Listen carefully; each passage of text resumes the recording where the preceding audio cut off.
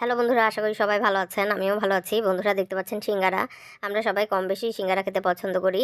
আর সেটা কলিজা সিঙ্গারা হলে তো কথাই নেই। দারুণ সুস্বাদু এবং মুচমুচে এই সিঙ্গারাগুলো আমি বাড়িতে তৈরি করেছি। বাজারে তৈরি করা সিঙ্গারার চেয়ে বাড়িতে তৈরি সিঙ্গারাগুলো খেতে বেশি সুস্বাদু হয়ে থাকে। চায়ের সাথে কিংবা বিকেলে নাস্তা হিসেবে এই সিঙ্গারাগুলোর কিন্তু তুলনা নেই। দারুণ সুস্বাদু এবং কুড়মুড়ে এই সিঙ্গারাগুলো আমি বাড়িতে কীভাবে করে তৈরি করেছি চলুন তাহলে দেখে নিই। এই সিঙ্গারা তৈরি করার জন্য প্রথমে লাগছে ময়দা। আমি এখানে 1.5 কাপ পরিমাণ ময়দা একটি বোলের ভেতর নিয়ে নিলাম। দিয়ে দেবো অর্ধেক চা চামচ পরিমাণ লবণ। চিনি দিয়ে দেবো অর্ধেক চা চামচ পরিমাণ। কালো জিরা দিয়ে দেবো অর্ধেক চা চামচ। রান্নার সয়াবিন তেল দিয়ে দেবো 1/2 কাপ পরিমাণ। এখানে সয়াবিন তেল একটু বেশি দিয়ে দেবো, কেননা তেল বেশি দেওয়ার কারণে সিঙ্গারার বাইরের প্রলেপটা কিন্তু অনেক বেশি কুড়মুড়ে হয়ে থাকে। তাই আমরা একটু বেশি পরিমাণে তেল দিয়ে সুন্দর করে এই সকল উপকরণ মিলিয়ে নেব। এই সকল উপকরণ হাত দিয়ে সুন্দর করে মিলিয়ে নিয়ে এর ভেতরে নর্মাল টেম্পারেচারে পানি অল্প অল্প করে দিয়ে সুন্দর করে ডো তৈরি করে নেব। পানি একবারে দেবো না, অল্প অল্প করে দিয়ে সুন্দর শক্ত একটি ডো তৈরি করে নেব। সিঙ্গারার ডো যদি নরম হয় তাহলে কিন্তু সিঙ্গারার শেপ ধরে রাখতে পারবে না। তাই যতদূর সম্ভব শক্ত একটা ডো তৈরি করে নেব।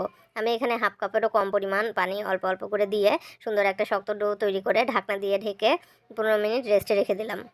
এই সময়ের মধ্যে আমরা সিঙ্গারার ভেতরে পুর হিসেবে কলিজা রেডি করে নেব। এখানে আমি 5টি মিডিয়াম সাইজের পেঁয়াজ এবং নিয়েছি 250 গ্রাম কলিজা। এই পেঁয়াজ এবং কলিজা খুব সুন্দর করে কুচি করে নেব। পেঁয়াজ কুচি করা হয়ে গেলে কলিজাগুলো ছোট ছোট টুকরো করে এভাবে করে কুচি করে নেব। পেঁয়াজ এবং কলিজা খুব সুন্দর করে কুচি করে নিয়ে এবার চুলায় একটি প্যান দিয়ে দেবো এবং এর ভেতরে দিয়ে দেবো রান্নার সয়াবিন তেল 1/2 কাপেরও একটু কম পরিমাণ। এই তেল গরম হলে এর ভেতরে কুচানো পেঁয়াজ দিয়ে দেবো এবং পেঁয়াজ দিয়ে নেড়েচেড়ে পেঁয়াজ হালকা ব্রাউন কালার করে নিয়ে এর ভেতরে দিয়ে দেবো মশলা। আদা বাটা দিয়ে দেবো অর্ধেক চা চামচ পরিমাণ। রসুন বাটা অর্ধেক চা চামচ পরিমাণ। লবণ দিয়ে দেবো অর্ধেক চা চামচ। হলুদের গুঁড়া অর্ধেক চা চামচের একটু কম পরিমাণ। জিরার গুঁড়া অর্ধেক চা চামচ। ধনিয়ার গুঁড়া অর্ধেক চা চামচের একটু কম পরিমাণ। গরম মশলার গুঁড়া অর্ধেক চা চামচের একটু কম পরিমাণ। মিট মশলা দিয়ে দেবো অর্ধেক চা চামচের একটু কম পরিমাণ। শুকনো মরিচের গুঁড়া অর্ধেক চা চামচ। এবার এই সকল মশলা হালকা একটু ভেজে নেব। মশলা হালকা ভেজে এর ভেতরে অল্প পরিমাণে পানি দিয়ে মশলা খুব সুন্দর করে কষিয়ে নেব।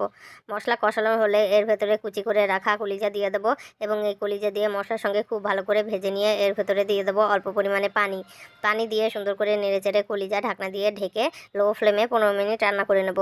লো ফ্লেমে 15 মিনিট খুব সুন্দর করে রান্না করলে আমাদের কলিজা সিদ্ধ হয়ে যাবে। এই সময় আমরা ঢাকনা তুলে কলিজার ভেতরে যে অতিরিক্ত পানি রয়েছে সেই পানি সুন্দর করে শুকিয়ে নেব। পানি শুকিয়ে সুন্দর করে ভেজে নিলেই সিঙ্গারার পুর হিসেবে কলিজা রেডি হয়ে যাবে। এবার আমরা রেস্টে রাখা ডো নিয়ে নেব এবং এই ডো থেকে 3টে বড় লেচি কেটে নেব। লেচিগুলোর মধ্যে থেকে একটি লেচি নিয়ে পিড়ায় লম্বা করে রুটি বেলে নেব এবং এই রুটির মাঝখানে চাকু দিয়ে কেটে রুটির এক অংশ নিয়ে ফোল্ড করে মাঝখানে সিঙ্গারার পুর হিসেবে রেডি করে রাখা কলিজা দিয়ে দেবো এবং উপরের অংশ এভাবে করে সুন্দর করে মুড়িয়ে সিঙ্গারাগুলো রেডি করে নেব। এই একই প্রসেস ফলো করে সবগুলো সিঙ্গারা রেডি করে নিয়ে চুলায় একটি প্যান দিয়ে দেবো এবং এর ভেতরে দিয়ে দেবো 1 লিটার পরিমাণ রান্না সয়াবিন তেল। সিঙ্গারা ভাজার জন্য রাউন্ড শেপের কড়াই নিলে ভালো হয়। আমি এখানে প্যান নিয়েছি, আপনারা চাইলে রাউন্ড শেপের কড়াইয়ে ভেজে নিতে পারেন, এতে সিঙ্গারার শেপ ঠিক থাকে। এই তেল গরম হলে চুলা মিডিয়াম ফ্লেমে করে দেবো এবং তৈরি করে রাখা সিঙ্গারাগুলো এই গরম তেলে দিয়ে এক পাশ ব্রাউন করে ভেজে নেবো। এক পাশ ব্রাউন করে ভেজে নিলে উল্টে দিয়ে অপর পাশও সুন্দর করে ব্রাউন করে ভেজে নেব। এভাবে করে উল্টে পাল্টে 2 পাশ সুন্দর করে ব্রাউন করে ভেজে তেল থেকে ছেঁকে তুলে নেব। দারুণ সুস্বাদু এবং মচমচে এই সিঙ্গারা এভাবে করে ভেজে তুলে নিয়ে সুন্দর করে পরিবেশন করলেই আমাদের সিঙ্গারা কিন্তু রেডি হয়ে যাবে। এই সিঙ্গারাগুলো অনেক মুচমুচে এবং সুস্বাদু হয়ে থাকে। এই রেসিপিটা কিন্তু অনেক সহজ। আশা করি রেসিপিটি আপনাদের ভালো লেগেছে। ভালো লাগলে অবশ্যই বাসায় ট্রাই করবেন এবং কেমন হলো তা কমেন্ট করে জানাবেন। ধন্যবাদ।